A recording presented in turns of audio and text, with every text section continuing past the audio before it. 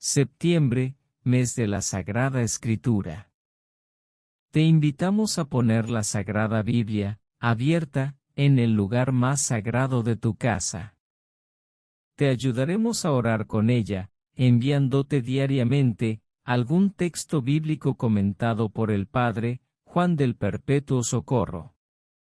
Se invita a las personas a poner en los comentarios sus peticiones personales. 23 de septiembre. Del Santo Evangelio según San Marcos. Llamó Jesús a los 12, los envió de 2 en 2, y les dio poder sobre los espíritus inmundos. Les mandó que no llevaran nada para el camino, ni pan, ni mochila, ni dinero en el cinto, sino únicamente un bastón, sandalias, y una sola túnica. Y les dijo: cuando entren en una casa, quédense en ella, hasta que se vayan de ese lugar. Si en alguna parte no los reciben ni los escuchan, al abandonar ese lugar, sacúdanse el polvo de los pies, como una advertencia para ellos. Los discípulos se fueron a predicar el arrepentimiento. Expulsaban a los demonios, ungían con aceite a los enfermos, y los curaban. Palabra del Señor. Gloria a ti, Señor Jesús. Comentario al Evangelio de San Marcos 6, 7 a 13. A cargo del Padre Juan del Perpetuo Socorro. La lectura del Evangelio de este domingo nos presenta una de las páginas más hermosas de Jesús, ejerciendo sus funciones como formador de formadores del colegio apostólico. El evangelista no nos ofrece mayores detalles que nos ayuden a ubicar el lugar y las fechas aproximativas de este episodio del ministerio público de Jesús como formador de formadores. Pero, dado que la narración del episodio no tiene la forma de una clase, sino más bien de una misión de ejercitación, todo nos hace pensar que fue durante el segundo año de la vida pública de Cristo. Pues ya estaba plenamente constituido el colegio apostólico, y porque esta pequeña misión ya presupone que Jesús haya impartido conocimientos prácticos del cómo tiene que ser el perfil de un agente de pastoral, en los tiempos nuevos que iniciarán con la resurrección y con el envío misionero a todos los pueblos de la tierra. Pero, aún así, el texto nos ofrece algunos de los elementos esenciales del comportamiento y de las actitudes de un evangelizador, ya sea que sea catequista, miembro de la escuela de pastoral, ministro de la Eucaristía, colaborador de la pastoral familiar, etcétera, etcétera. 1. El evangelizador no debe perder jamás de vista que sus enemigos son espirituales, porque nuestra lucha no es contra seres de este mundo, sino contra las potestades de maldad en el aire, Efesios 6, 12. 2. La verdadera felicidad de un agente de pastoral viene de una victoria sobre el mal que antes intentó vencer, pero que siempre terminó perdiendo, hasta el día en que con su corazón enamorado de Dios clamó al cielo. 3.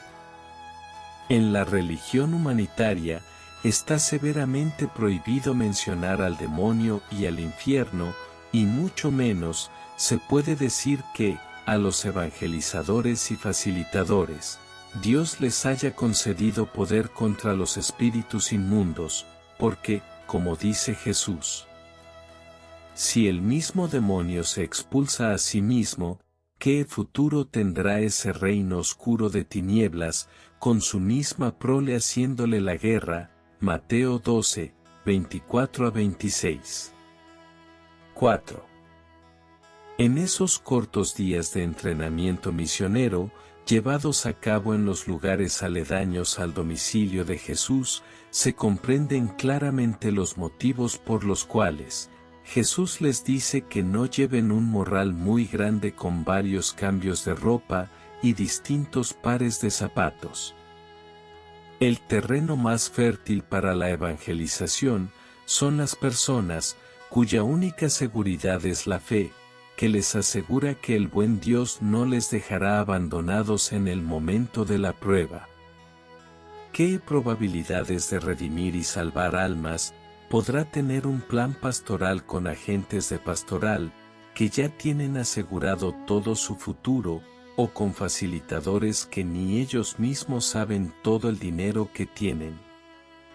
¿Cómo puede tener éxito un agente de pastoral que, por la mañana en vez de persignarse, sacia sus necesidades espirituales, sumergiéndose en el pensamiento de que no necesitan clamar a Dios, porque falta muy poco tiempo para jubilarse y para tener derecho a la ayuda de los 65 y más? ¿Qué le puede transmitir a un no evangelizado, quien vive lleno de la seguridad de que si se enferma, no tienen que acercarse a Dios para pedir el milagro o a hacer mandas, porque la razón y la ciencia ya le resolvieron el problema? La gran facilidad que tuvo a su favor la religión humanitaria fue haber sido implantada en una época donde el mismo sistema se encargó de venderle a sus víctimas la idea de que todo lo que no se resuelve con la razón y la ciencia es fanatismo y brujería. Demasiadas seguridades personales vuelven las personas idólatras de sí mismas, torpes para percibir las necesidades del espíritu, e incapaces de sentir hambre y sed de Dios. La religión humanitaria, al poner al mismo hombre al puesto de Dios, engendra nuevos hijos enfermos de impotencia, para sentir necesidad de Dios. 5.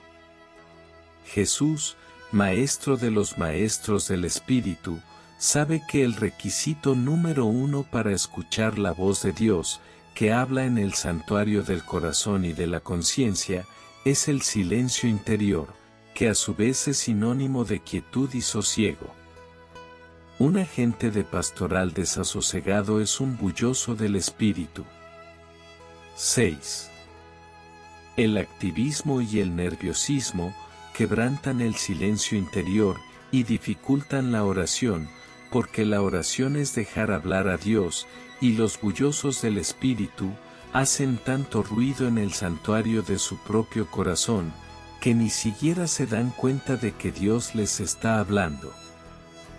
3. En la religión humanitaria, está severamente prohibido mencionar al demonio y al infierno, y mucho menos se puede decir que, a los evangelizadores y facilitadores, Dios les haya concedido poder contra los espíritus inmundos, porque, como dice Jesús, si el mismo demonio se expulsa a sí mismo, ¿qué futuro tendrá ese reino oscuro de tinieblas, con su misma prole haciéndole la guerra? Mateo 12, 24-26. 4. En esos cortos días de entrenamiento misionero, llevados a cabo en los lugares aledaños al domicilio de Jesús, se comprenden claramente los motivos por los cuales Jesús les dice que no lleven un morral muy grande con varios cambios de ropa y distintos pares de zapatos. El terreno más fértil para la evangelización son las personas cuya única seguridad es la fe, que les asegura que el buen Dios no les dejará abandonados en el momento de la prueba. ¿Qué probabilidades de redimir y salvar almas podrá tener un plan pastoral con agentes de pastoral que ya tienen asegurado todo su futuro, o con facilitadores que ni ellos mismos saben todo el dinero que tienen? ¿Cómo puede tener éxito un agente de pastoral que, por la mañana en vez de persignarse, sacia sus necesidades espirituales, sumergiéndose en el pensamiento de que no necesitan clamar a Dios, porque falta muy poco tiempo para jubilarse y para tener derecho a la ayuda de los 65 y más? ¿Qué le puede transmitir a un no evangelizado, quien vive lleno de la seguridad de que si se enferma, no tienen que acercarse a Dios para pedir el milagro o a hacer mandas, porque la razón y la ciencia ya le resolvieron el problema? La gran facilidad que tuvo a su favor la religión humanitaria fue haber sido implantada en una época donde el mismo sistema se encargó de venderle a sus víctimas la idea de que todo lo que no se resuelve con la razón y la ciencia es fanatismo y brujería. Demasiadas seguridades personales vuelven las personas idólatras de sí mismas, torpes para percibir las necesidades del espíritu, e incapaces de sentir hambre y sed de Dios. La religión humanitaria, al poner al mismo hombre al puesto de Dios, engendra nuevos hijos enfermos de impotencia, para sentir necesidad de Dios. 5. Jesús, Maestro de los Maestros del Espíritu, sabe que el requisito número 1 para escuchar la voz de Dios, que habla en el santuario del corazón y de la conciencia, es el silencio interior, que a su vez es sinónimo de quietud y sosiego. Un agente de pastoral desasosegado es un bulloso del espíritu. 6. El activismo y el nerviosismo quebrantan el silencio interior y dificultan la oración, porque la oración es dejar hablar a Dios, y los bullosos del espíritu hacen tanto ruido en el santuario de su propio corazón, que ni siquiera se dan cuenta de que Dios les está hablando. 7.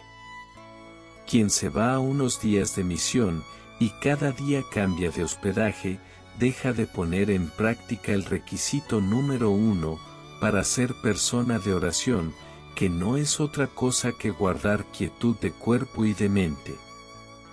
8.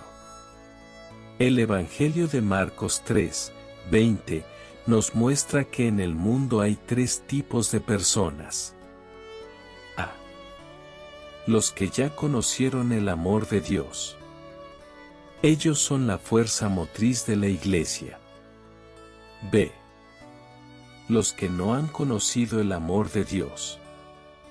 Son el dolor de cabeza de la Iglesia, y las presas más codiciadas por el infierno, dado que con ellos la Iglesia no tiene nada de seguro y cierto. C. Los impenitentes. Jesús dice en el Evangelio de este 15º domingo, que con este tipo de personas, ya no hay que perder tiempo, y quien se los encuentra en su continua búsqueda de Dios, debe apartarse de ellos, teniendo mucho cuidado de no llevar a la casa de su propio libre albedrío, el polvo de los pecados de esas personas, porque ese polvo es polvo que perturba y retrasa a los que cada día se consolidan más y más en su autodeterminación por no apartarse de Dios.